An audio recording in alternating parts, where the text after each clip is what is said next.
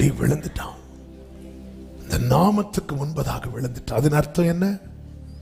அந்த நாமம் அங்கே உயர்ந்திருக்கிறது. ஆபிரகாம், ஆபிராம். அதுவரை ஆபிரகாமுக்கு பேர் என்ன? ஆபிராம். ஆபிராம் கீழே விழுந்தான். ஆபிராம் கீழே விழுந்தான். அதான் அவன் எண்ணல்ல. அப்ப இப்ப மேல 2 நேம். கர்த்தர் நிற்கிறார், ஆபிராம் நிற்கிறார். கர்த்தர் தம்முடைய நாமத்தை வெளிப்படுத்துகிறார். நான் சர்வ வல்லமை உள்ளவர். ஆபிராம காணல. ஆபிராம் கீழே தரையோட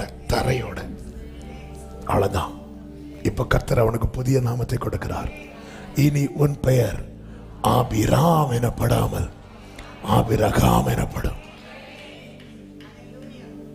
இயலாமையை ஜெயிக்கணும். சிலதை நம்ம நினைக்கிறோம், நினைச்சு பலவீனப்படுறோம், நினைச்சு வியாதி, நினைச்சு